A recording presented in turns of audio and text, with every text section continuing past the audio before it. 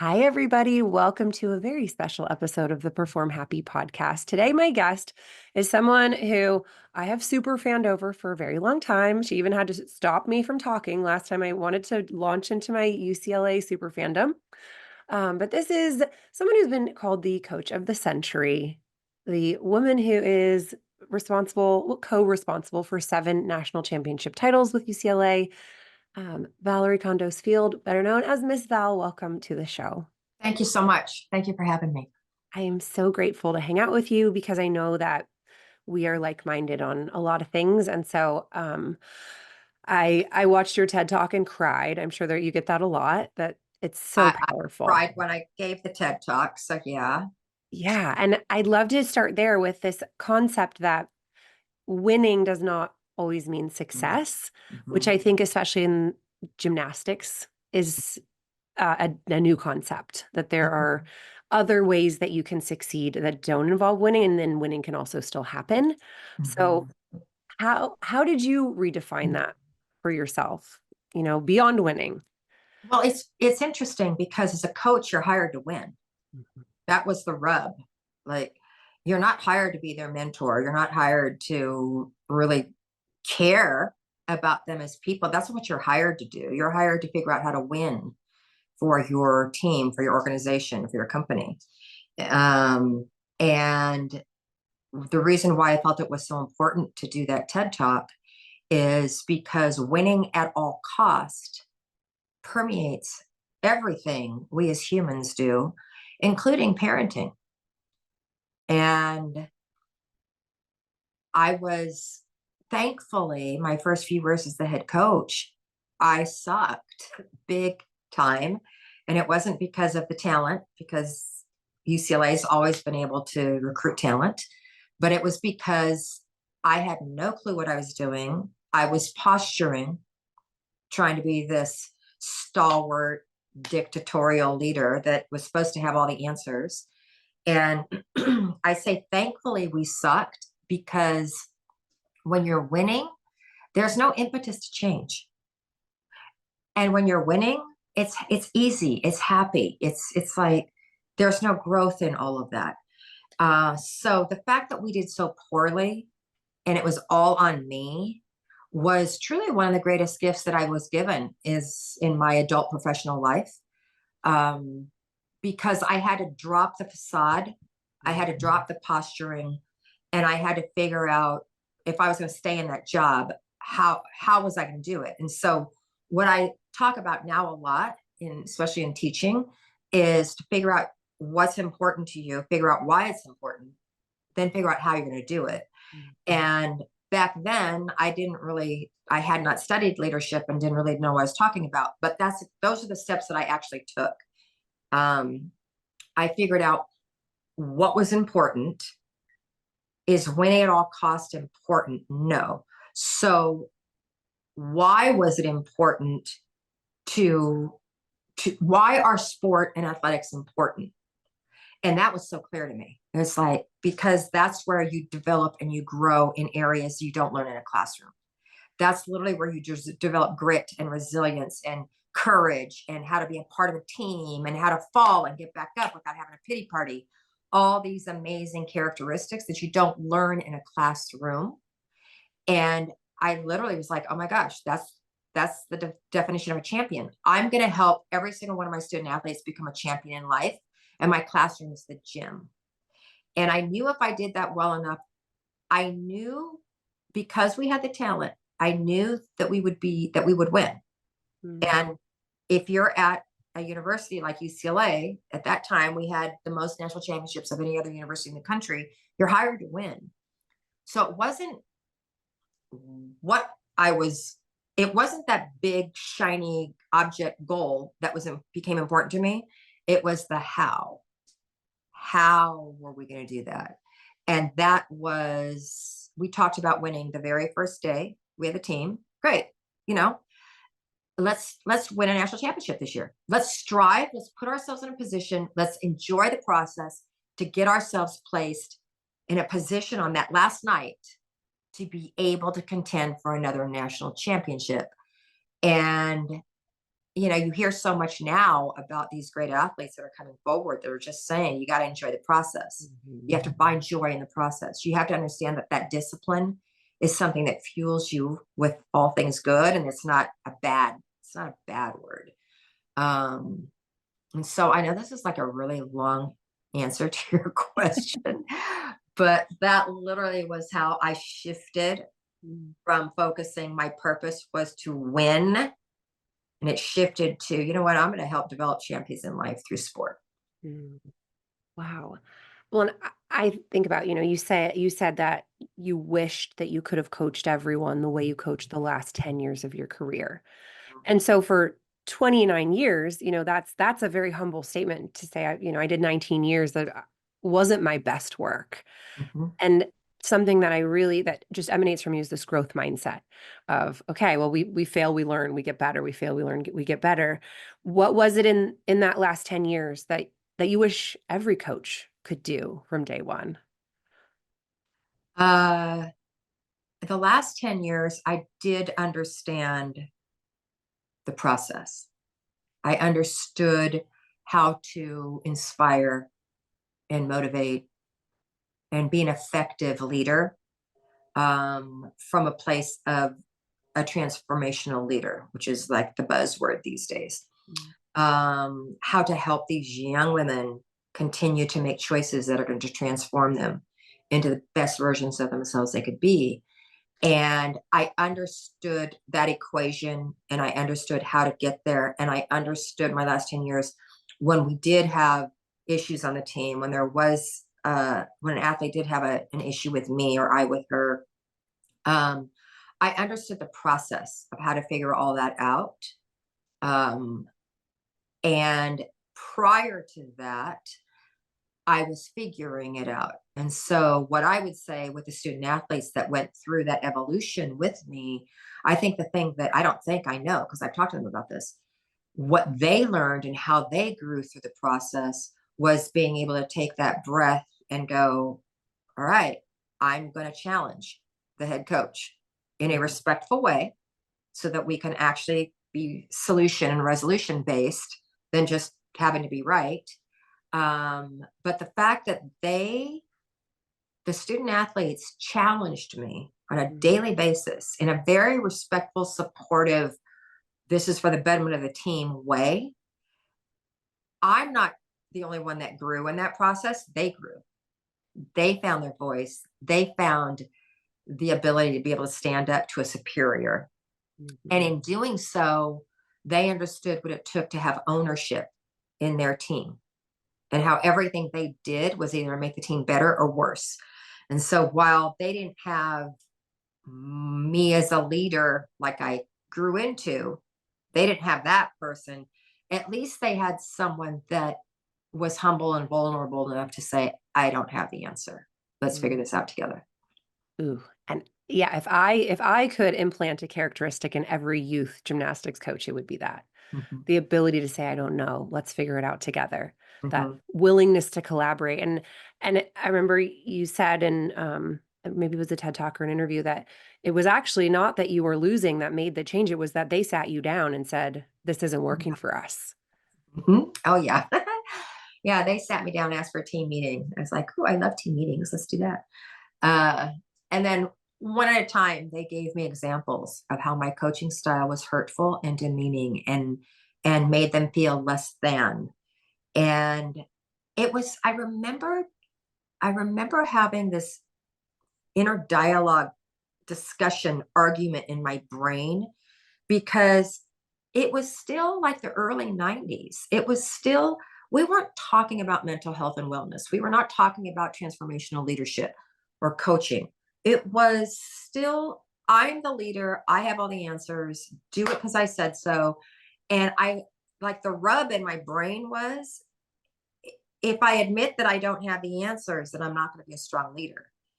And it's what I've learned now is the exact opposite. The leaders that are the most effective are the ones that are humble and vulnerable enough to be able to say, I don't have all the answers. That's why I know that, some of your listeners are going to maybe tune out at this point, but I think the greatest leadership book out there is Lincoln on Leadership. Mm. And it talks about Abraham Lincoln, who, I mean, he was knocked down. He was not popular. He was ill. He was not charismatic in that sense. He wasn't handsome. He lost more than he won. And yet when he became president, the process that he had built along the way made him into the most effective president we've probably ever had in our history. And one of the first things they talk about in this book, I wish I had the book here, it's in the other room, but it's a really thin book.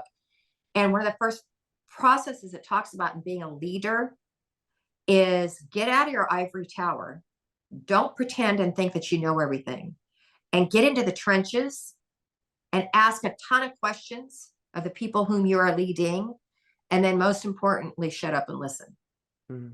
And I teach 2 leadership classes, one at the University of Arkansas and at UCLA. And that book is like the leadership Bible for us. Wow. Yeah. Well, and I think if you want to get good at something, you study it. So in the beginning, you studied the winningest coaches and did what they did, which then obviously backfired in a way that was useful. And then you want to be a great leader, you study leaders. Yeah. I got to hang out with Olivia Troutman, who's a great Oklahoma athlete, and she's like, "Oh, I started reading all the books about habits and about anyone who was successful. If I want to be successful, I got to study what other people are doing." Right. I mean, And then you can formulate what type of a leader you want to be. Mhm. And that's why I love having these conversations in this day and age, not back in the 80s, but now. It's because we have the research that has shown us what type of bullish leadership, what the casualties are for that. The casualties are not that you're going to lose a meet. The casualties are human beings. And we have the research on it. Thank you, Brene Brown. We have student athletes or athletes that have come forward, Michael Phelps, Simone Biles, Naomi Osaka. We have all of this information out there. So now as a leader, and people say, well, I'm not a leader. I don't have the title. I don't have the salary. No.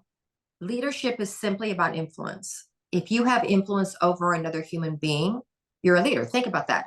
In order to be a leader, you have to have a follower, and that's influence. So even if you're 5 years old and you have a 4-year-old brother, you're a leader because you have influence over another human. And when you start digesting all of this information that we have now in 2024, you get to choose what type of a leader you want to be. Mm-hmm. Well, and I think, I have young kids.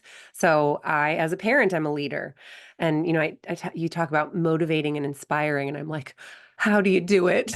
How do you get them to do it? What's in their Right. best interest or in for the greater good? I mean, when you talk about that, you learned how to motivate and inspire these athletes to work really, really hard.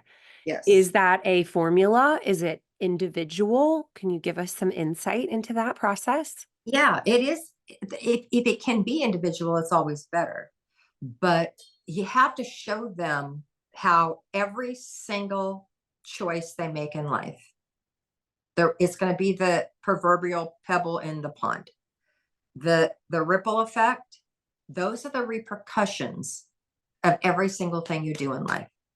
And so when I have a student athlete that is not motivated, that is creating more divisiveness than unity, the worst thing to do, which I learned, the worst thing to do is to set the plan and expect that you can hold them accountable to the plan.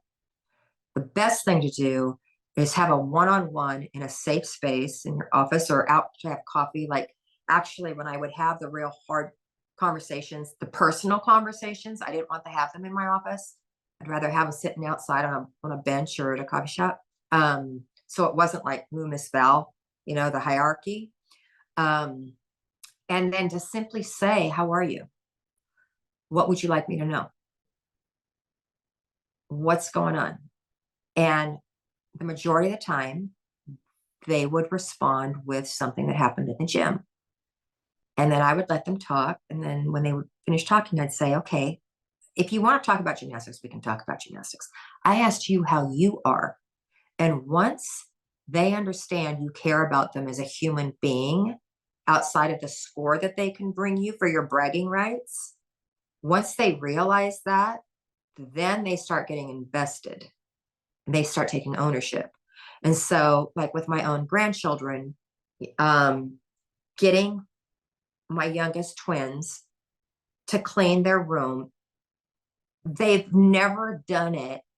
Like, you really think this is clean? Seriously? You think this is clean? Like, okay.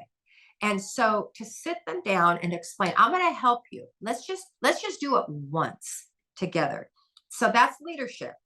So instead of saying, walking in front of them and saying, do it this way, or instead of pushing them from behind and saying, because I told you so, you walk with them and you do it with them. And when they start just chucking stuff and trying to get it, like the Harry Potter blanket under the blanket where it's nobody's going to see it. No, bring that out of the drawers again. Hold on.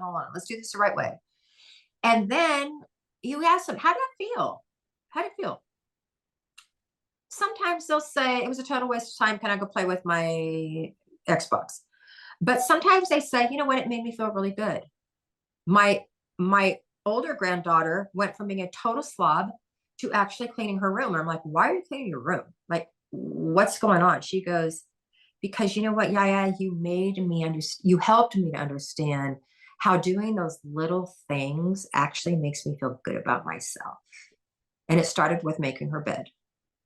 And there were times I told her, I said, you're not going to be motivated to want to do it every day. But motivation doesn't get you very far. Discipline will get you far. So on the days you don't want to make your bed, just think about what you're going to have for breakfast, or think about what cute outfits you're going to wear, and just make your bed. Just make your bed. Yeah. Well, and so the themes of doing it together, and I tell parents all the time, you walk arm in arm. You're Right. not trying to push them across from struggling to hopeful. You have to link arms and walk and sit with them in the feelings along the way, which then gives them that soft place to land that makes them feel like they can get out of their comfort zone. Right. And Right. what I'm hearing you say is that really it's connecting It with is. humans. One of my most favorite books right now that I'm using also with my classes is Susan Scott's The Fierce Conversations, Mm. and how to have fierce conversations, especially in business. But one of the concepts that she brings up that I think is so important, even in parenting, and it's exactly what you were just talking about, is she calls it a beach ball conversation, where if you're having, let's say you're sitting down with your children and there's an issue that you got upset with them about, or whatever, or you're a coach sitting down with an athlete that they're upset with you because you said this or did that, whatever, give them the beach ball and just say, okay, you're living in this yellow stripe right here. Tell me what your truth is. Tell me what you've seen, what you heard, how it made you feel. What are you feeling as we move forward? And as the person listening to what they're saying, all you say is, thank you. What else? You don't say, yeah, but. You don't give yourself the excuses. You don't try to tell them they saw it the wrong way. And then the next child, you give them to them, okay, your stripe is blue. What did you see? What is your truth? Blah, blah, blah, blah. Then I get to say my truth. My stripe is red. Okay, this is the lane that I'm living in. What I saw was I asked you to do something, and before I could even ask you to do it, you rolled your eyes and a wall came up. That is what I saw. That's what I felt. And then you coach your children up so that they say, and I've done this with the grandkids, they'll smirk and they go, thank you. What else? I'm like, I really felt that was sincere. But for them to understand going into this beach ball conversation, this is the important part. Nobody holds 100% of the truth.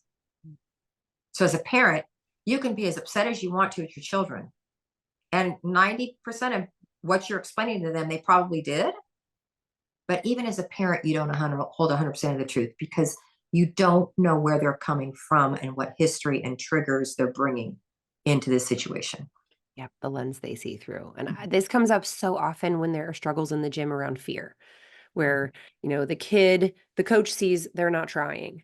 The mom sees they're crying in the car, and the kid sees nobody's listening to me and I can't do it and I don't know why. And so it's like these three different stories of what's happening, and everybody's stressed out and everyone's kind of pointing the finger about what's going on.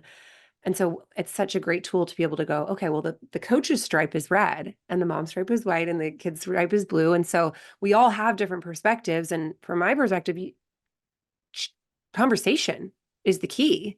That we all actually figure out, okay, what is on your stripe and what's on mine and what's on, and now how do we proceed from here? I'm curious, when you had situations like that where there was a frustrating situation when a kid is underperforming or an athlete is afraid or stuck, how did you handle those?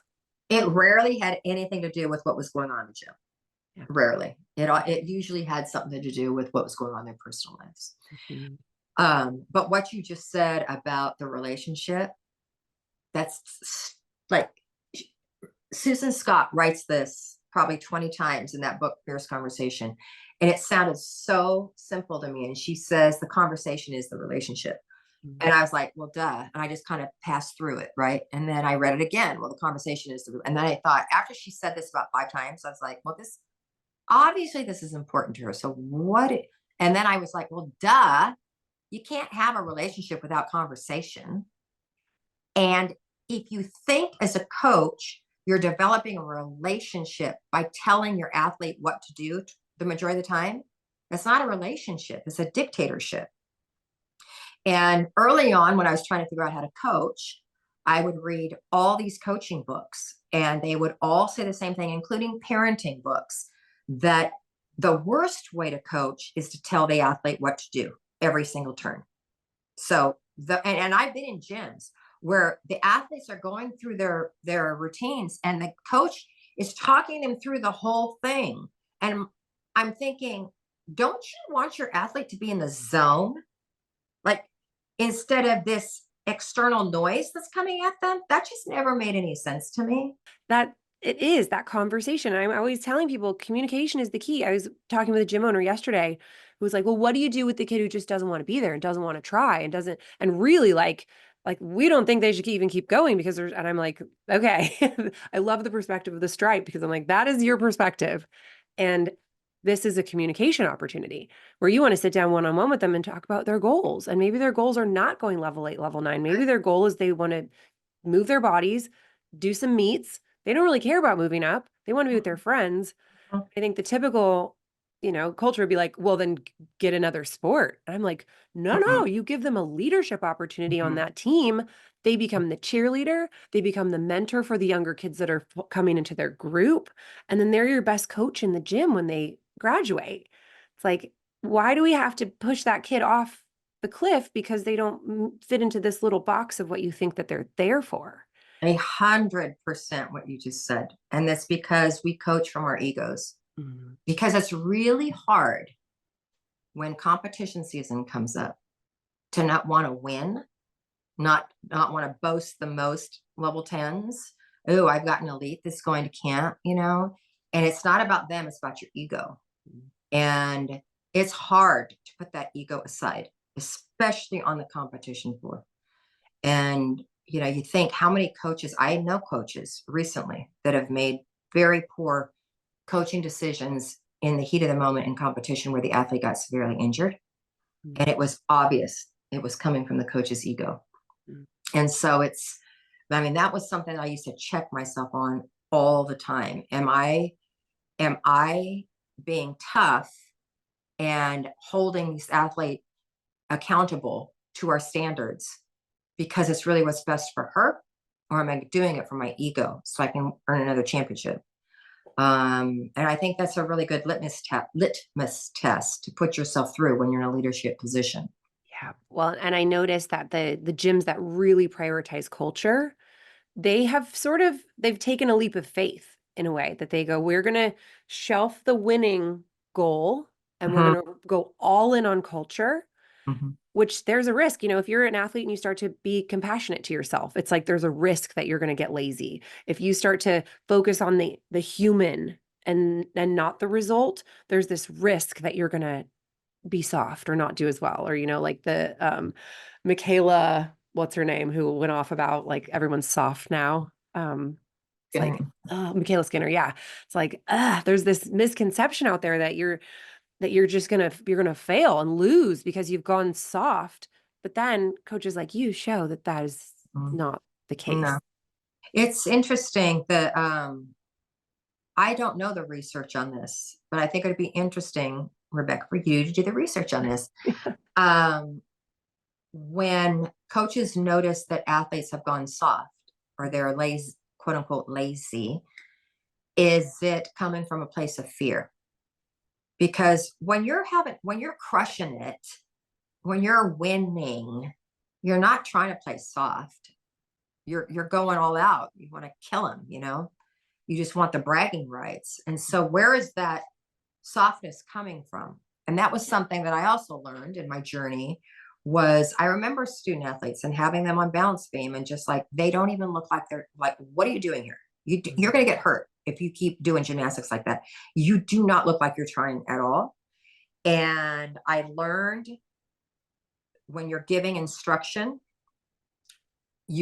I could say what I observed, but not to make it personal.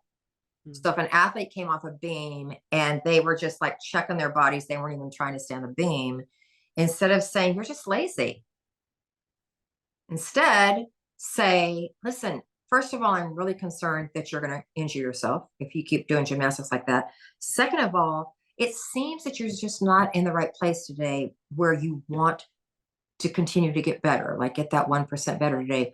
What's going on? Do you want to talk about it? And I can't tell you how many times I had student athletes get teary-eyed and say, yeah, I do, but not now. And I'd say, okay, you want to come by the office later? Yes. And it was rarely, if ever, anything that had to do in the gym. Yeah, that's what I see too, that it's not about the skill. It's No, pretty much never about the skill. no. And especially, I mean, you've got former Olympians who are showing up on your team, having been the hardest workers in the country or the world. These are not lazy people, Right. and most gymnasts, people who choose this sport, they're not lazy. They're high achievers. They want it so bad. They want to please, they want to be incredible. And when they're, hanging out in the chalk box for 20 minutes, it's usually Right. Right. And what you said earlier, though, the majority of young female athletes of any sport, they do it to have fun and they do it to have friends. Mm. They like the social aspect of it.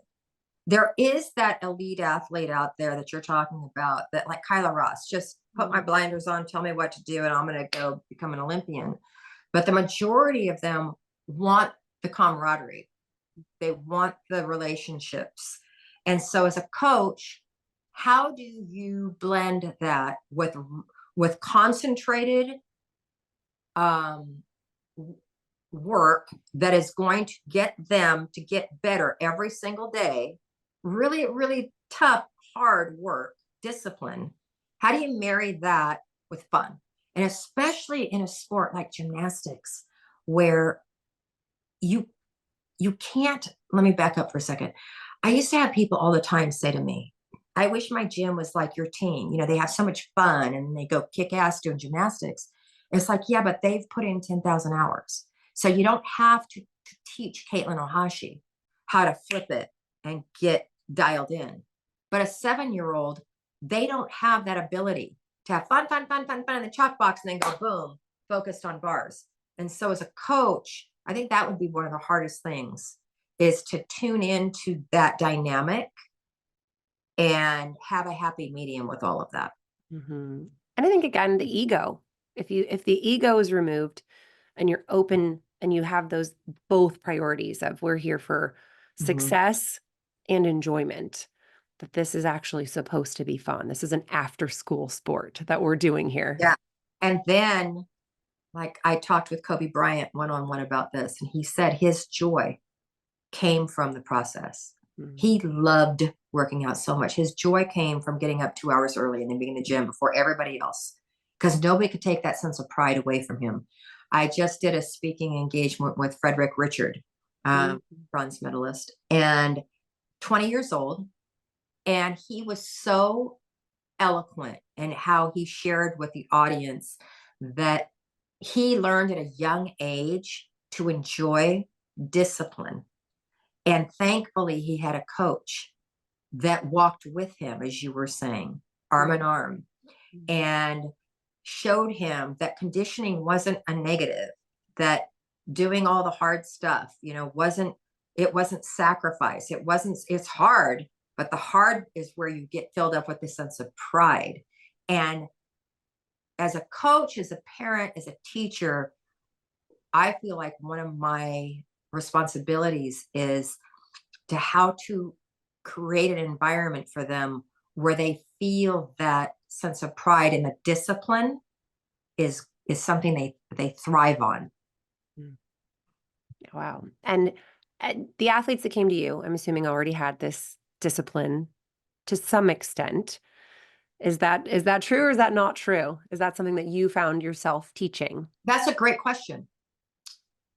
A lot of the elite athletes had the discipline because it was the only way. And it wasn't self-discipline.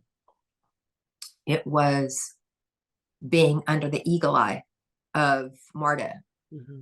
and Bella, and doing it because you were told to, not because you understood the reasons why it was going to help you get better, and not because they found a way to embrace it and really get excited about doing it.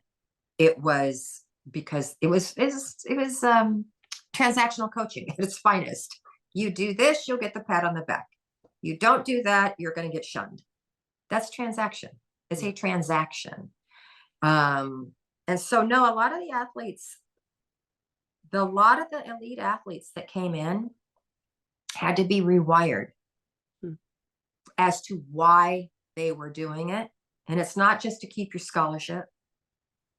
It's why is it important to eat well? Why is it important to not go out and party, on Thursday nights? Why? What's the payoff? And to talk them through that and show them. And also, I can't tell you how many of those same athletes, when they would come in and I would ask them a question about their gymnastics. I remember Krista Maloney. I said, you've got like these 4 tumbling passes that you can do in your sleep, which you only need 3. Which one you want to do? And she didn't answer me. And I was like, Kristen, I'm not the one doing the gymnastics. You're the one doing the gymnastics. You've been in this sport 15 years. I've coached you for like 2 months. You know yourself better than I do. What? And she thought she was going to get in trouble if she responded. And so it was having to build that trust of, everybody talks these days about a safe space, and having that safe space where there are no repercussions, where she could say, I don't want to do any of those 4 tumbling passes. These are the tumbling passes that I want to do. And I just want to share something with you I have not talked about on other podcasts a lot, especially gymnastics podcasts, but we're talking about that safe space. And companies, every company I speak with, they talk about that psychological safe space, which is really an important space as a leader to develop, a space where the people under your care can say anything they want to you, as long as they're saying it respectfully, even if you don't want to hear it. And all you get to say, this is the problem I have with safe spaces. In that space, all you get to say is, I hear you and I see you. There's no growth. There's bravery, which is okay, a little bit of growth. But the real growth comes in when you take this space and you morph it through your culture into what I'm calling a strength space. So that athlete can come say to you, like that beach ball that we were just talking about, that athlete can come say to you, Miss Val, you came in the other day, you were mean to me, you gave me stink eye, you didn't blah, blah, blah, blah. And instead of in this safe space where all I get to say is, I hear you and I see you, in this space, I can say then, you know what? Okay, I understand what you're saying. And that's the perspective you're coming from. Can I share with you the perspective that I was coming from? And in that space, there's growth for both parties. In that space, I hate it when people say, let's just agree to disagree. No, because then that's putting the wall up. That's putting the period. There's no more discussion. No, even if you don't come to a kumbaya moment where you're going to all leave together, at least say, you know what, I'm going to think about what you said. And I hope you think about what I said. Let's revisit this next week after we've had time to think about this, and keep the conversation going. That, getting back to what you said earlier, is the relationship. Yeah. Yep. And I think if I can kind of wrap it all up, it's the conversation is everything in confidence for athletes. I mean, I taught a clinic this last weekend, and the goal was that they find their voice. They get, that 1% better. They learn a little about themselves, but they find their voice and they're able to ask a coach they don't know for help.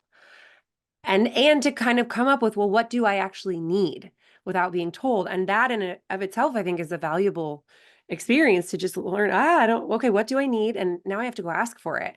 And then parents and coaches, I mean, basically the answer to every interpersonal problem is a ego-free conversation where we're trying to understand where other people are coming from. I tell people to, if you're not in agreement with what the coach is doing, talk to the coach. Don't go to the gym owner. Don't go to Safe Sport. Go to the coach. Right. And ask them to explain their theory, their strategy, so that then you get to understand them, and then you can share your stripe on the ball, and then you come together and collaborate and find something that can work for everybody, ideally. Okay, you're speaking this. Have you read that? No. The Conscious Parent. The Conscious Parent. Okay, who writes that? Shefali Tsabari. I found her on Oprah Winfrey's Super Soul Sunday, and I was listening to an interview with Oprah and Dr. Tsabari. Sorry if I'm not saying it correctly, but this book says exactly what you're talking about, and I love it. If you pull her up on YouTube, she's got this lovely accent and she talks like this, but her words, yeah. And she says, every time you ask your child, did you get an A? How many points did you score? It's coming from your ego. It is not coming from a place that you're hoping to help them develop into a better version of themselves. It's coming from you so you can pat yourself on the back and say, oh, look what a great parent I am. My child got an A. I'm like, oh my gosh, this is brilliant. And it's the same with coaching. It's the exact same with coaching. Yeah. And with parenting gymnasts and wanting them to compete all 4 events. And if you're not going to do vault, then I'm not driving you to Sacramento. And, it's like all of this stuff. It's like, oh, for crying out loud. Or if you can't do that one skill, then you're scratching all season. I'm like, why? What does that do for a child? Right. No, it's horrible. That's why when I do speak with gyms, I will only speak with the gym if the parents are there. Mm-hmm. And I do a camp up in Ventura in June. It's called Gym 360. Mm-hmm. And I told them, we've been it for 3 years now. And I said, I will only do this camp if the parents are there the whole time. Like we have parent sessions, and I have my athlete, either Caitlin Ohashi or Peng Peng Lee or someone, sit in with me so that they can respond to the parents. And then we do parents and the athletes. And as you will know this, if the parent is not on board, the child does not have a chance, because the coach can be the best coach on the planet in helping that child develop and feel good about themselves and the whole bit. And if they're going home and all the parents are saying, why aren't you vaulting this weekend in the meet? Mm-hmm. The kid doesn't have a chance. Yeah, I agree 100%. On those blanket policies, anything that's inflexible is ego-based, basically. That's your litmus test. Is it inflexible? This is just the way it is? That's based on ego. That's not coming from love. That's not coming from wanting to build a human up. That's about results. Right. Part of the reason why we do that, I remember, part of the reason why is because you just don't have enough time. Mm-hmm. I have so much respect for parents. That is the most daunting leadership responsibility, obviously, by far on the planet. But what I've talked with other coaches about is, as a parent, let's say you've got 10 minutes with your child, and don't do it on the car ride home. No. 95% of kids quit sport on the car ride home. Okay, think about that. But let's say you've got that 10 minutes after dinner before they start homework, whatever. If you can think of that as currency, and the currency is the deposit that you're going to make in your child, that investment in your child, you're going to have a better result if you spend a part of that currency developing the relationship, which means asking the open-ended question and then stopping your mind and listening. Really, really listen with all of your senses, not just your ears. You're going to come to the result quicker that you want if you look at it as currency, and I'm going to spend those 10 minutes of my currency developing a relationship with my child, then getting her to make her bed before she does her homework. It's what you're saying is exactly what I teach in our peak performance parenting course. It's all about like if your kid's not listening to you, stop talking about their sport. If they're not taking your advice, stop talking about, I mean, really just stop talking about their sport, Just period, is a even better method. But that you yeah. go jump on the trampoline with them. That's when they're going to open up to you. You color with them. That's when they're going to open up to you, not when you go, how to go. Mm-hmm. You Mm-hmm. just say, what do you want to listen to? And here's your food. And then when you're sitting in those 10-minute moments, like you talk about, that's when the dirt is going to come out and they're going to give you, because you have made that like, how are you really? Like what you did with your athletes. Mm-hmm. Have you gotten pushback from any parents in your seminars? I haven't. I'm sure there are plenty that don't see eye to eye, but people who show up for my stuff are typically ones that, they know I'm going to talk about humans first, results second. Mm-hmm. And I'm going to tell them to not coach their own kid. And I'm going to, so I hope that I'm polarizing my audience enough that people can know, okay, you're not for me. I've had a couple conversations where a mom called me and said, you just need to tell my daughter that she needs to eat better so she can lose weight. I was like, oh, this doesn't feel like a fit, Wow. Yeah. Yeah. But for the most part, I think I'm doing a good enough job of letting people know where I stand, that if you're looking for a win at all costs support system, I'm not it, because, there's been too much fallout of children. I had some big pushback. I just thought about this when you were speaking. I spoke at a very, very, very, very affluent high school. Mm. I think the tuition was $60,000 a year. And once again, I said, I'll only speak if I can speak with parents. And so one of the questions the parents asked, the students weren't there. The parent asked was, do you notice a difference between the student athletes on your teams or the generational, whatever? I can't even remember what exactly the question was. But what came to my mind, and this is true, and we have some parents out there that are not going to like me saying this, but the really affluent athletes that did not grow up with chores or did not grow up with having to take care of their responsibility in the house or feeding the dog or doing whatever, they came to college with no tools Mm. to handle adversity in life.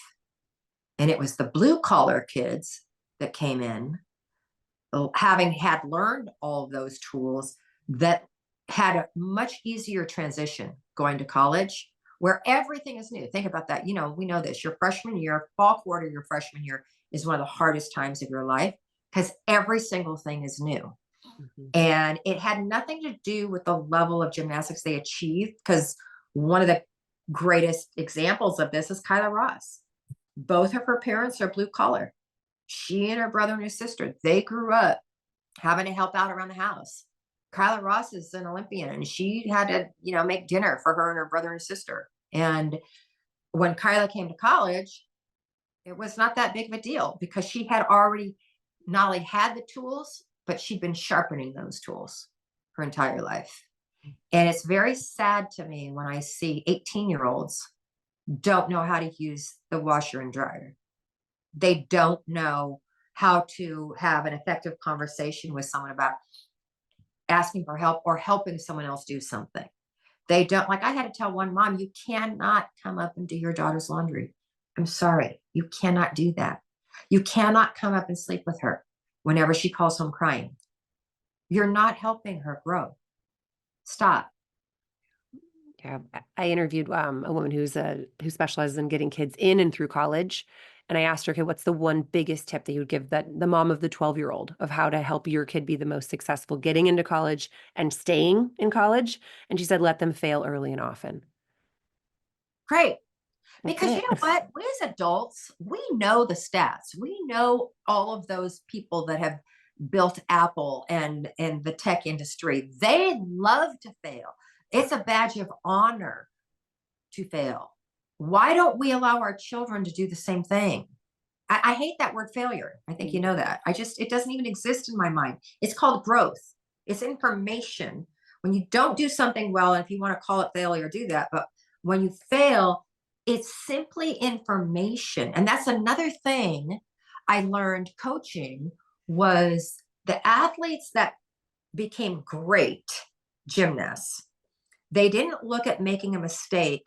They didn't take it personally. They didn't look at it as failure. They simply looked at it as like, okay, what do I have to do differently next time to have a better result? They simply look at it as information. And the athletes that had the talent but never really achieved that, they're the ones that when they fall off beam have a pity party. And they spend so much time and energy having this pity party. I suck. And the one thing that I would think was, well, where did they learn that from? They probably learned that from a coach or a parent that didn't allow them to fail.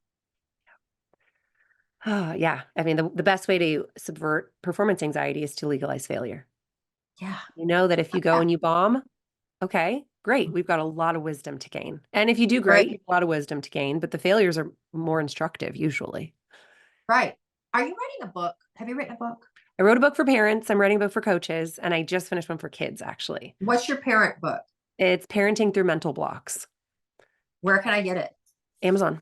Okay, great. Yep. And it's on audiobook. Yeah, that one I'm really excited because that's been, my passion is helping the parents so that the Love kids that. have a chance. And then Love- now we wrote a little children's book for kids about 8 to 12 that's going to come out soon. And the coach version is in process and Yeah.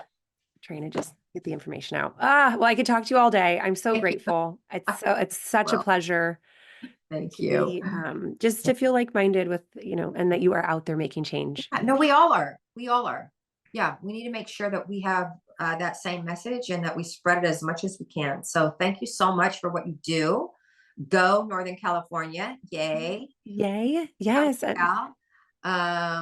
I can't wait for us to do something together. So Yes. let's work on that. I love that. Thank you so much. Thank you. Bye-bye.